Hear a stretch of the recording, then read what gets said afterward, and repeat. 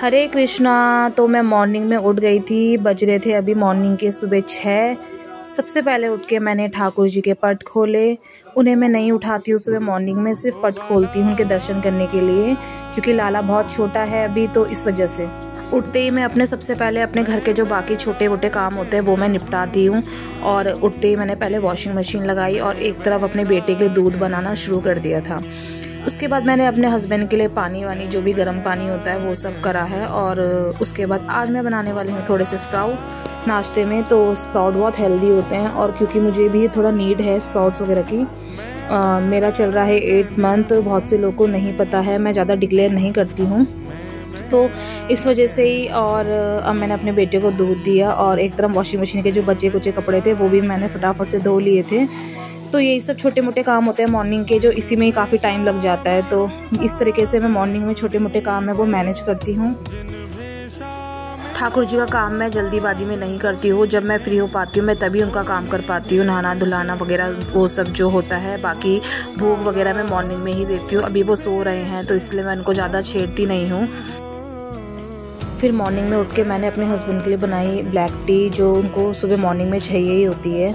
तो इस तरीके से मैंने बाकी जो छोटे मोटे काम होते हैं वो मैं मॉर्निंग में ही थोड़ा बहुत निपटा देती हूँ, क्योंकि ऐसा होता है ना फिर कि छोटे बच्चे हैं तो घर में, तो जैसे मेरा बेटा है तो वो भी छोटा ही है अभी 4-5 साल का, तो उसे स्कूल मॉर्निंग में जाना होता है। तो फिर जब तक बच्चे घर से बाहर नहीं निकलते हैं तब तक कुछ काम नहीं होता है वैसे भी। तो इस वजह से मैं अपने काम इस तरीके से मैनेज करती हूँ।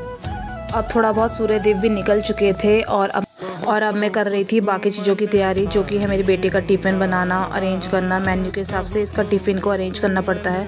तो वही सब जो काम होते हैं मैं धीरे धीरे इस तरीके से अरेंज करती हूँ अपने। और ठाकुर जी को मैं सुबह मॉर्निंग में जल्दी नहीं उठाती हूँ, सिर्फ इस वजह से कि क्योंकि वो छोटा लाला है। तो अपने ठाकुर जी को आप अपने हिसाब से भी कर सकते हैं मैनेज, जैसे अपने काम के हिसाब से, क्योंकि ठाकुर जी कभी ये नहीं कहते हैं कि तुम हमारे हिसाब से चलो, आप अपने हिसाब से भी कर सकते हैं। और क्योंकि वो सुबह मॉर्निंग में खुद इतनी ठंड हो चुकी है, हमें उठने में इतनी दिक्कत हो रही है, तो वो तो लाला है, उनको कितनी दिक्कत हो रही होगी। तो इस तरीके से मैंने थोड़ा बहुत नाश्ता स्प्राउट्स वगैरह सब्जी वब्जी बना के अपने बच्चे का टिफ़िन रखा और उसको भेज दिया स्कूल। उसके बाद मेरे घर के काम जो थे वो मैंने थोड़ा थोड़ा करके निपटाए, क्योंकि अभी मुझे धीरे धीरे ही काम करना है, ज़्यादा झुकना नहीं है।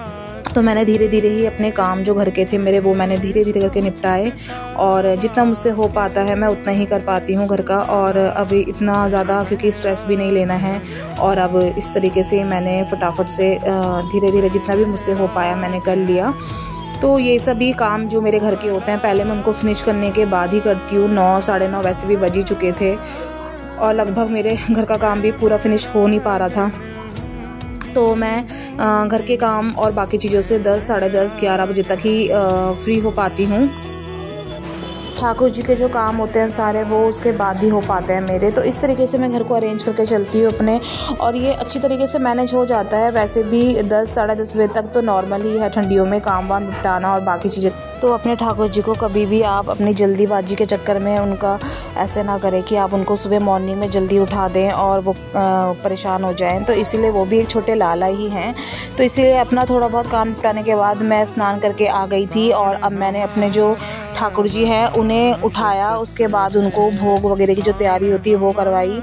और मैं आज इनका सिर्फ स्पंज करने वाली थी, ज़्यादा नहलाना धुलाना मैंने इनको आज किया नहीं, क्योंकि मैं एक एक दिन छोड़ के नहलाती हूँ, क्योंकि वो हैं बहुत छोटे अभी। और इस तरीके से मैं अपने लाला को एक एक दिन छोड़ के नहलाती हूँ ठंडियों में। बाकी गर्मियों में मैं उनको रेगुलर ही नहलाती हूँ। तो स्नान कराने के बाद आज मैंने इनको थोड़ा बहुत ही स्पंज वगैरह करा, और अब मैं लग गई थी उनके कपड़े पैक करने में, जो कि अब मेरे है भाई की शादी। तो इसीलिए निकुंज और जो छोटे वाले लाला हैं वो भी मेरे साथ जाने वाले थे। तो मैं इनके गर्म कपड़े वगैरह की सबकी पैकिंग वैकिंग करने लग गई थी, क्योंकि ये भी मेरे साथ ही जाने वाले थे आज। और वही छोटे मोटे कपड़े और जो ठंडियों में हम लोग को जो पूरी वो होता है उस तरह की व्यवस्था अपने साथ लेके चलें, क्योंकि शादी वाला माहौल रहता है और उस बीच अपने ठाकुर जी की ज़्यादा ध्यान ना दे पाओ, ऐसे कई बार हो जाता है। तो इसीलिए अपना सब कुछ अरेंज करके रखना पड़ता है, उस समय वक्त भी नहीं मिलता है इतना कुछ करने का। तो अपने ठाकुर जी का मैंने सारा सामान, गरम कपड़े, जोड़ी वगैरह जो भी था वो मैंने सब उनके लिए रख दी थी दोनों के लिए, और उनकी ज्वेलरी वगैरह जो भी होती है श्रृंगार का सामान जो भी उनके ज़रूरत की जो चीज़ें होती है वो सब मैंने उनके रख दी थी। थोड़ा बहुत ड्राई फ्रूट्स भी मैंने उनके रख दिए थे और ये सब करने के बाद मैंने उनका पैक कर दिया था सामान। और फिर अब वो हमारे साथ जाने के लिए पूरी तरीके से रेडी हो गए थे। उनका टावल, उनका कम्बल जो भी होता है उनके लिए सब मैंने अरेंज करके रख दिया था। तो ये सभी तैयारी एक तरफ से हो रही थी और इतना कुछ करने के बाद मैंने अपने ठाकुर जी का फिर लगाया भोग वगैरह और उनको थोड़ी देर बैठा दिया। बाकी उसके बाद मैंने अपने बाकी के जो नाश्ता और किचन के काम होते हैं वो निपटाए। तो इस तरीके से मैं अपने ठाकुर जी के जो श्रृंगार और बाकी चीज़ें होती हैं वो अरेंज करती हूँ। और उसके बाद ये सब करने के बाद मैं निकल गई थी अपने मायके, क्योंकि अब मेरे भाई की शादी के लिए भी ज़्यादा टाइम नहीं था। तो हमने ठाकुर जी को भी बिठा दिया था अपने साथ और अभी पीछे बैठ गए थे। तो बस इस तरीके से ही मैं रेडी हो गई थी और अब रास्ते से हमने अपने बेटे को स्कूल से उठाया और हम चले गए घर की तरफ। तो मिलते हैं नेक्स्ट वीडियो में। हरे कृष्णा।